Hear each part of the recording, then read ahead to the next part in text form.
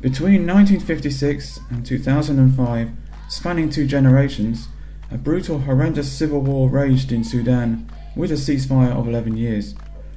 Unnoticed by the rest of the world, a tragedy happened in the southern part of the country that even surpassed the scope of tragedy in Darfur or Rwanda many times over. The black African population of the south was plundered systematically. 200,000 girls and boys were enslaved and over 2 million people were killed. Joseph Ayok was born in Malek Alel. He belongs to the black African people of the Dinkas. With a population of about 3 million people, they are the largest people group in the south. Joseph represented Sudan in the Olympic Games, and he ran the 3,000-meter hurdles in the World Championship. He was also the African champion in the high jump. In 1984, Joseph went to Britain to study English, where he met his future wife Karin Ayok-Loewenberg from Switzerland. In 1999, they were blessed with twin girls. Joseph and Karin were moved by the need and poverty of children and youth in the south of Sudan. For years, they ministered to Sudanese refugees in Uganda, Kenya, Egypt and Britain. For a long time they had the burden to provide a school education for children and youth.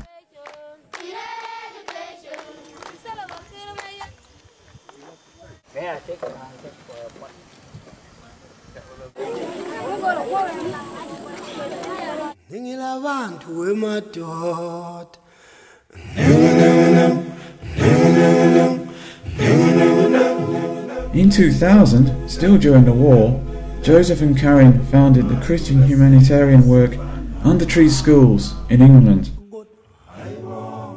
An encouraging story of hope begins. Up to 1,000 children are being taught by around 30 teachers in the shade of big trees. In case of sudden unrest, the children and teachers could take refuge in the bush. With the peace treaty in 2005, the dream of building up an independent South Sudan is close at hand.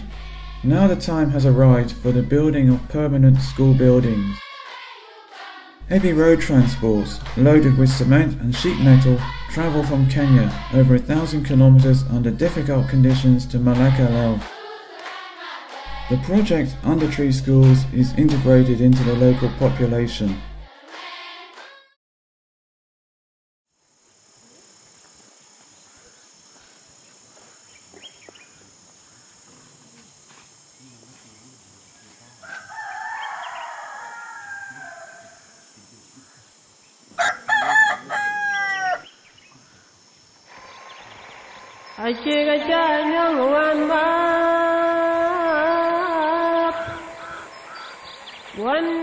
In April 2009, a delegation from England and Switzerland visited the project site for the first time.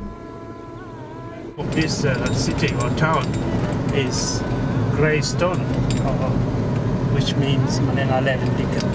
Thank you.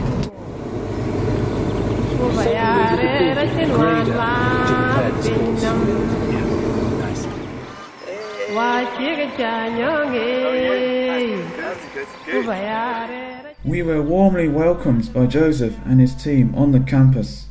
After a warm night, we got to know the school director, Elias Anai, and his team.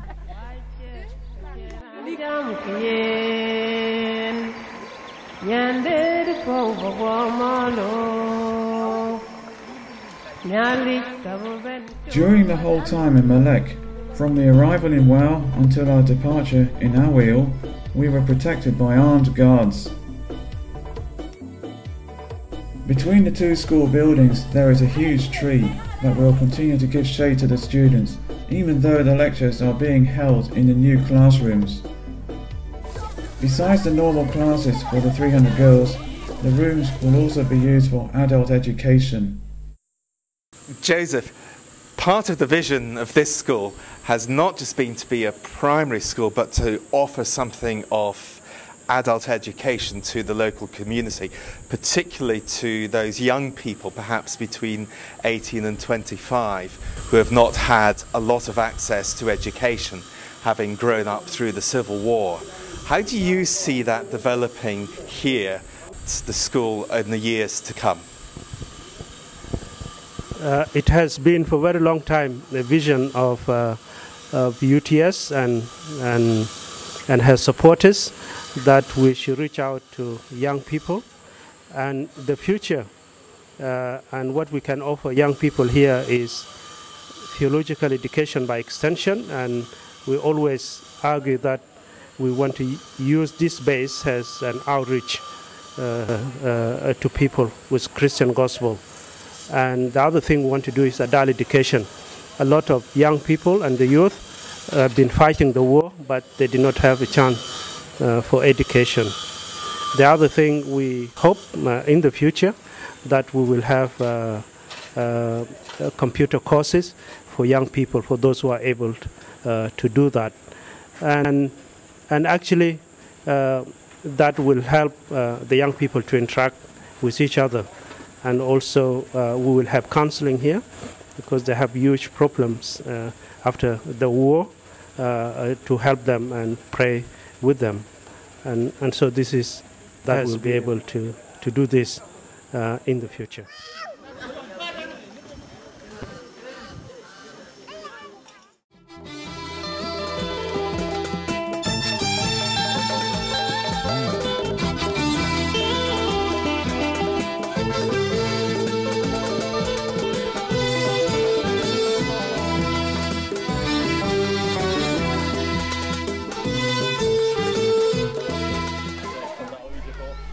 At the new schoolrooms, the first girls in their new school uniforms arrive.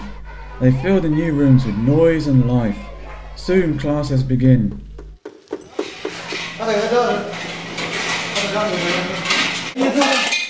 The desks and chairs are a gift from the government. Busy hands put the parts together.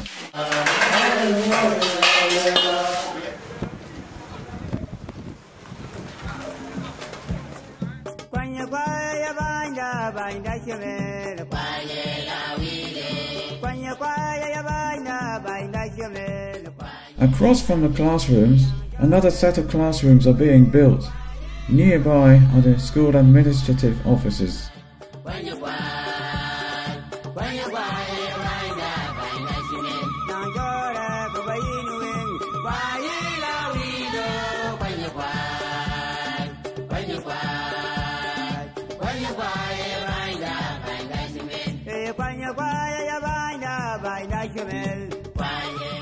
In this building, there is a teacher's preparation room.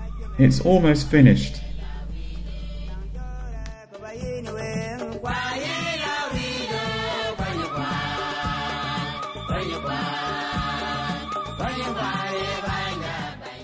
The big round roof is supported with a clever construction. With this connection, it is possible to connect two short parts to a long beam.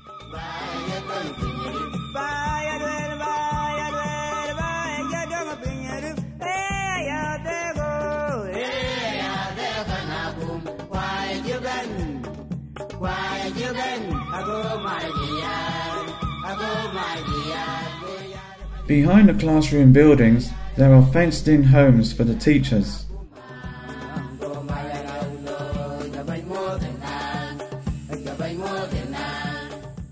The round houses are intended to accommodate male and female teachers and guests. 8 out of 11 houses have been completed. The teachers will live here permanently.